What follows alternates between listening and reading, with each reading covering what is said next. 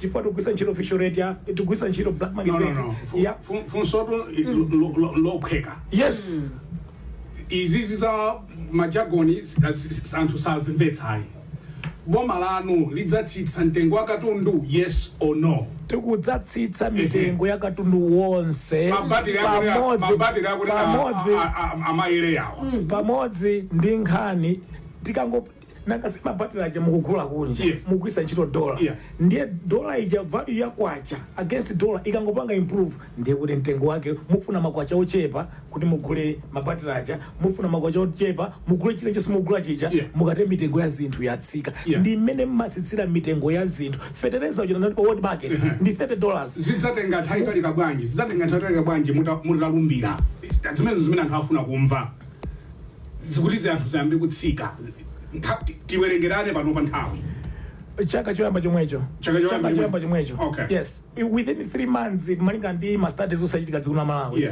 3 months ndiyo kwanira fuati kuna kuzasintha timati fiscal policy kuzasintha exchange rate policy kuzasintha monetary policy tikazisintha framework imene iyi sikulotitala mu office loyamba nzoti mangopanga framework imene takonzera apapa takonza tendiyambe kugwira ntchito kukonzako ndi ntchito tsiku limodzi ntchito ija kuti zinthu zonse zikhale zili m'malo mwake zimatenga 3 months so within 3 months fertilizer price adzakhala kale 50,000 and below within 3 months tikazakhala factory ya sanzana kuti zimene sizingateke ndana ameneyo aujena akuti amuluzi matsutsana nawo ku debate ndiye ndimenena kuti sakudziwa iwoso akapenda kuda kuti kutsopano ndi tikufunisira njinchiro ndi sidzathandiza Malawi chifukwa ife kuti tije anthu agule fertilizer afunika mpeze pa mtengo wabwino ndi ife tawereka kuti pa world market mtengo wa fertilizer ndi $30 mukatenga kuti pa official rate 1,700 is just around 50,000 kwacha basi masamu osavuta Brian anthu andale chonchi maka nthawi iyi amakhala ndi zambiri zolankhula nde timafuna akabambe atiyankhule pano moona mtima mutilankhule ndithu moona mtima kuti izi zimene mukukamba papazi ndi zotheka ndipo amalawi atakupatsani voti lero zikhoza kutheka in 3 months tisadzavutane chifukwa akaka Brian sikoyamba 2019 kunaliso zinthu ngati tisadzavutane 2019 chinachitika chona kuti mmene UTM yapanga campaign inapanga kampeni pa mtengo wa 4,900 500 chifukwa vanhu valukanirana first year ya 2020-2021 fertilizer anagula 4,500 kwacha fertilizer anagula 4,500 go and check the records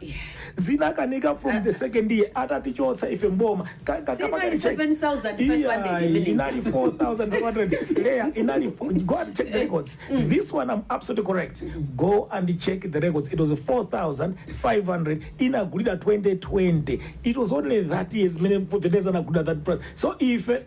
UTM by the second year atiyedzeka pakona zotsatira zake amatapanga ina nemsipi we apanga sosisa ndi zina zotero zimene zija sana zoti masamu aketi ayendesa bwanji so vuto lake lokopera ukuonera masamu anzako